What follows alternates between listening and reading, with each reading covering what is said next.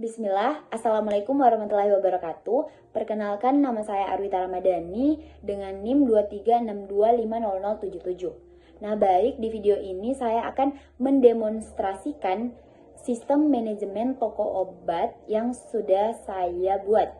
Nah, di sistem ini itu ada 3 role. Yang pertama ada super admin, dan karyawan ataupun kasir. Jadi tujuan dari sistem ini itu untuk memonitoring stok obat-obat yang ada di toko obat Al-Fazzah. Jadi misalnya bisa diketahui apa-apa saja obat-obat apa saja yang sudah kadaluarsa, obat-obat apa saja yang stoknya menipis dan yang masih banyak seperti itu. Jadi bisa diketahui dari di dalam sistem ini. Dan juga terdapat laporan penjualan, laporan pengeluaran, pemasukan seperti itu ada di sistem ini. Jadi semua pelaporan bisa dicek di sistem ini. Selamat menyaksikan. Nah, baik, langsung saja kita masuk pada halaman login. Di sini kita ingin masuk sebagai super admin terlebih dahulu. Kita langsung masukkan email dan kata sandi. Nah, kita masuk. Untuk super admin sendiri itu tugasnya banyak atau dia bisa melakukan banyak hal di dalam sistem.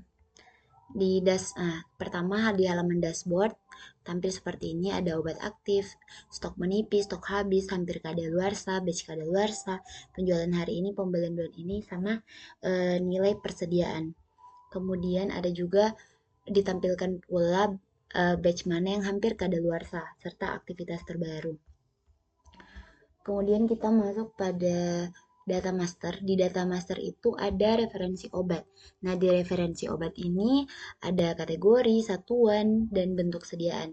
Di kategori sendiri seperti pada umumnya yang kita tahu di apotek-apotek itu pasti ada kategorinya, apakah obat ini termasuk apakah obat ini termasuk antibiotik atau obat masuk dalam kategori batuk dan flu, sakit kepala, dan lain sebagainya. Dan jika ingin menambahkan kategori baru bisa diklik ini, super admin bisa atau owner bisa langsung mengklik tambah kategori jika menginginkan. Tapi karena di sini sudah banyak jadi tidak perlu. Kemudian satuan, untuk satuan sendiri itu ada banyak macam ya, dari obat baik itu satuannya dalam bentuk botol, box, kaplet, kapsul, dan lain sebagainya. Dan juga bisa menambahkan satuan di sini tinggal diklik. Kemudian yang bentuk sediaan. Bentuk sediaan seperti pada umumnya di sini ada bentuk sediaannya itu bisa alat kesehatan, cairan luar, kaplet, krim atau salep, dan lain sebagainya. Untuk kita lanjut pada supplier. Di supplier ini itu tersedia supplier-supplier mana saja dari toko obat ini, di mana tempat membeli atau untuk menstok obat baru. Nah, disinilah tempat atau apotek-apotek besar lain yang bisa di tempat untuk beli obat seperti itu. Untuk tambah supplier di sini juga tinggal tambah begitu. Dan bisa mengecek bahwa status dari supplier tersebut itu aktif atau non aktif. Lanjut di obat dan batch. Di obat dan batch ini ditampilkan daftar obat dan daftar batch. Nah, di daftar obat di sini ada seperti pada umumnya ada berbagai macam obat tersedia. Nah, berbagai macam obat. Kemudian kita bisa filter mau semua klasifikasi atau misalnya obat bebas saja. Kemudian statusnya juga bisa yang statusnya aktif atau non aktif, obat itu tersedia atau tidak, seperti itu.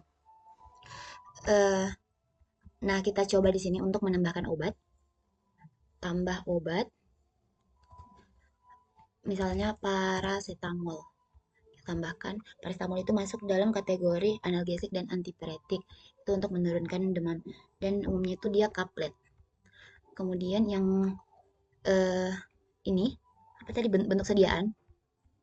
Bentuk sediaannya itu kaplet, termasuk klasifikasi dari obat bebas. Harga beli bawaan kita masukkan 700, harga jualnya itu biasanya 1000.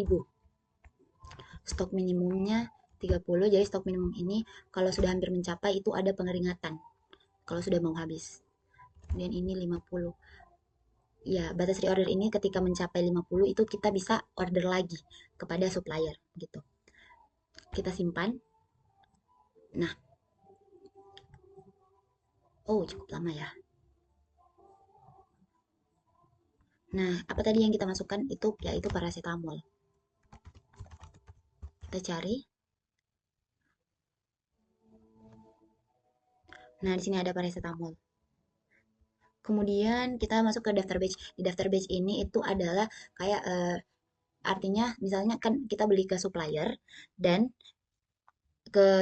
kemudian misalnya beli dengan obat yang sama tapi tidak di waktu yang sama. Jadi kayak secara nyata itu batch ini kayak rak seperti ya rak. Jadi yang terbaru itu misalnya di rak atas, kalau yang baru yang sudah lama di rak bawah seperti itu.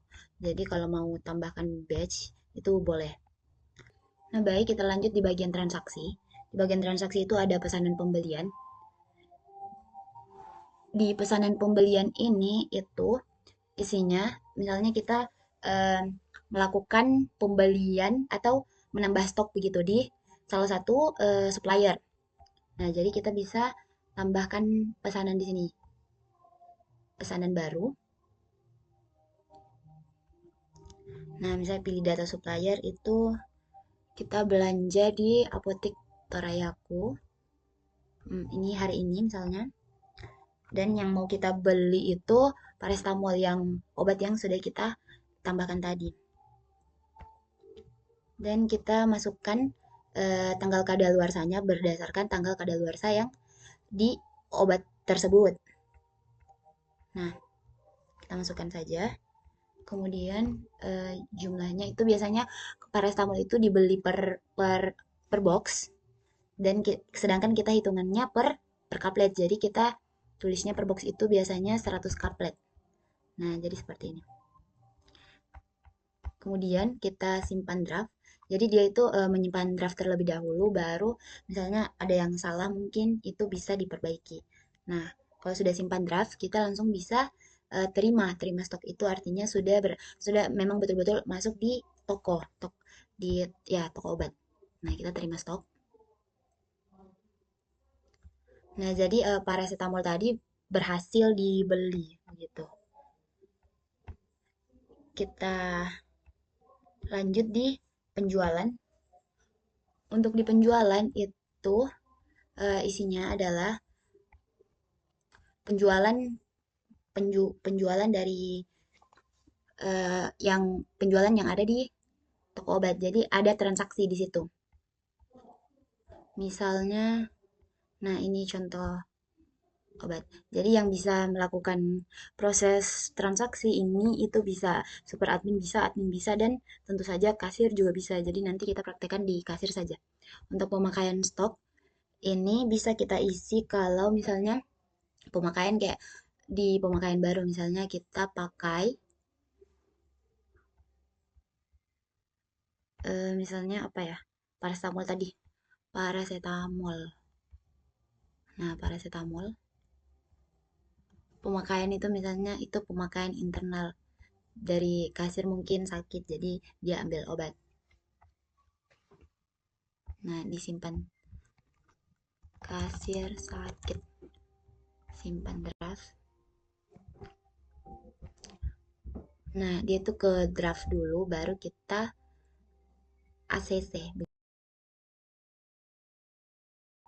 Kita lanjut di monitoring. Di monitoring ini ada monitoring stok dan obat.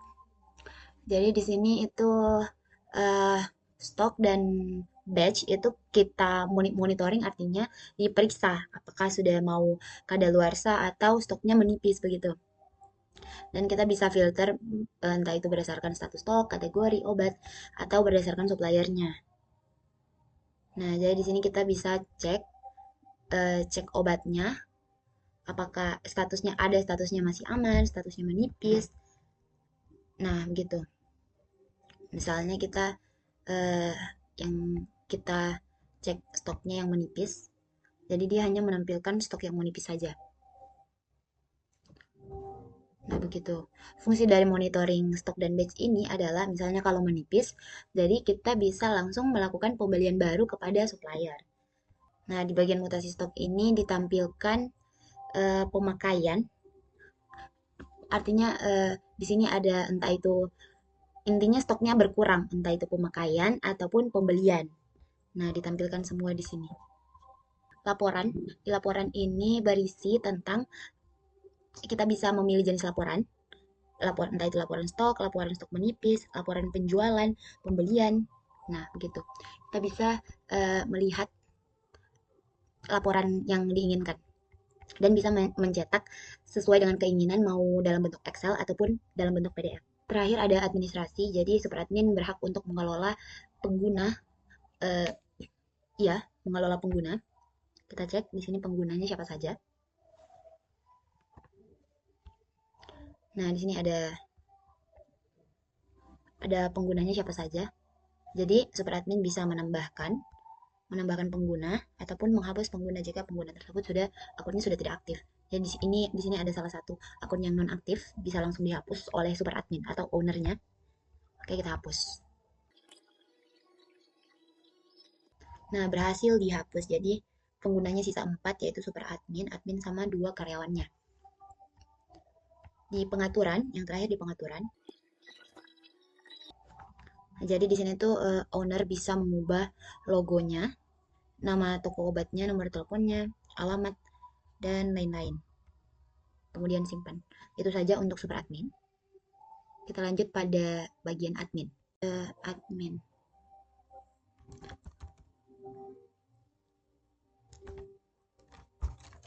Admin.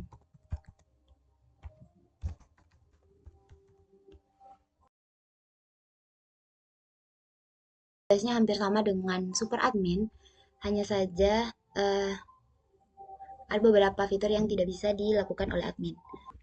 Untuk tampilan dashboardnya sendiri seperti ini, hanya menampilkan obat aktif, stok menipis, stok habis, dan yang hampir kadaluarsa. Nah, bedanya juga admin ini tidak bisa mengelola user, tidak bisa menambahkan user ataupun menghapus user. Itu hanya tugas super admin.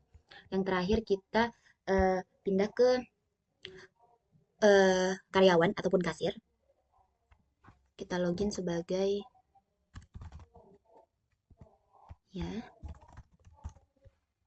Nah, di sini Giska itu berperan sebagai kasir toko.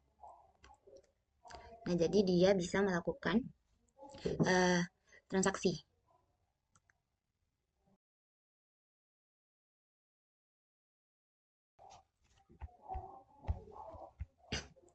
Nah, di sini untuk tampilan dashboardnya itu ada stok penting, ada penjualan hari ini. Karena belum melakukan penjualan, di sini 0, yang hampir kadaluarsa juga ditampilkan. Nah, yang bisa dilakukan kasir yaitu melakukan transaksi. Yaitu di penjualan, kita bisa lihat di penjualan.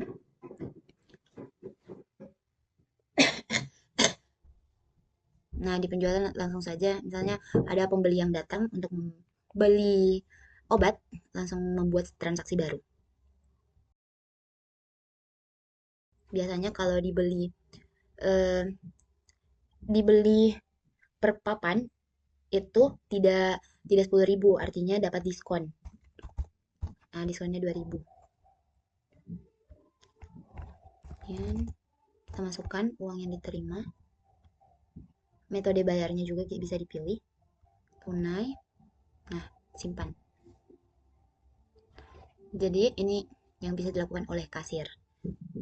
Bisa melakukan transaksi. Seperti itu. Dan kasir juga bisa memonitoring obat, yaitu bisa melihat obat yang aktif ataupun yang tidak aktif, dan monitoring stok obat. Apakah stoknya menipis? Kalau menipis bisa melapor ke ownernya untuk melakukan pembelian atau stok baru. Mungkin hanya itu saja dari saya. Jika ada kesalahan mohon dimaafkan.